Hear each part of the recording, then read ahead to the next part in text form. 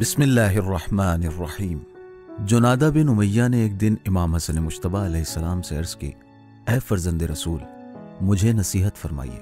امام نے نصیحت کے بطور ایسے مطالب بیان کیے جو ہر زمانے کے لوگوں کے لیے مشعل راہ ہیں۔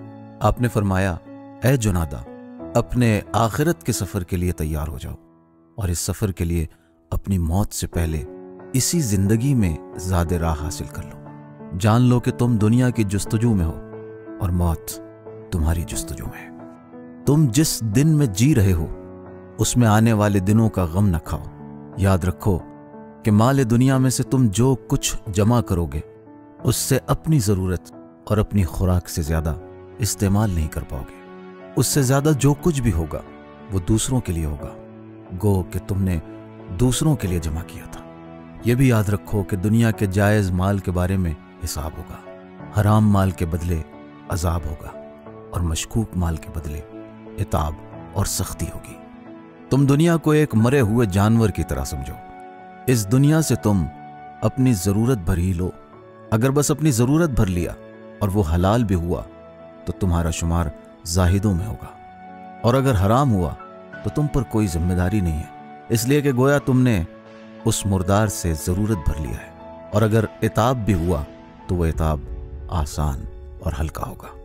اس کے بعد امام نے ایک عظیم جملہ ارشاد فرمایا، وَاعْمَلْ لِدُنْيَاكَ كَأَنَّكَ تَعِيشُ أَبَدًا وَاعْمَلْ لِآخِرَتِكَ كَأَنَّكَ تَمُوتُ غَدًا، یعنی اپنی دنیا کے لیے ایسے کام کرو کہ جیسے تم یہاں ہمیشہ رہو گے، اور دنیاوی کاموں کے لیے ابھی بہت وقت ہے، لیکن اپنی آخرت کے لیے اس طرح کام کرو کہ گویا تم کل ہی اس دنیا سے چلے جاؤ گے اور تمہارے پاس بالکل وقت باقی نہیں رہ گیا ہے۔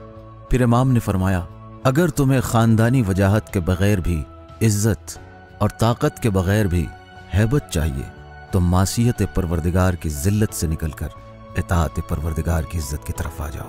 جب بھی لوگوں کی صحبت میں جانے پر مجبور ہو تو اس کے ساتھ رہو جو تمہاری زینت کا سبب بنے۔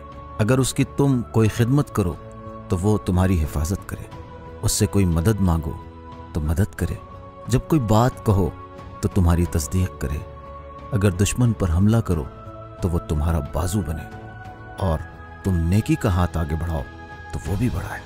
اگر دنیا تمہارے کاموں میں رخ نہ ڈالے تو وہ اسے برطرف کرے، اگر تم نیکی کرو تو وہ اس کی قدر کرے، اس سے کچھ چاہو تو وہ عطا کر دے، اگر تم چپ رہو تو وہ بولنا شروع کرے، اس سے تمہاری دوستی ایسی ہو کہ اگر وہ کسی پریشانی میں مبتلا ہو تو اس کا اثر تم پر بھی پڑے اور تم بھی اس کے درد میں شریک رہو۔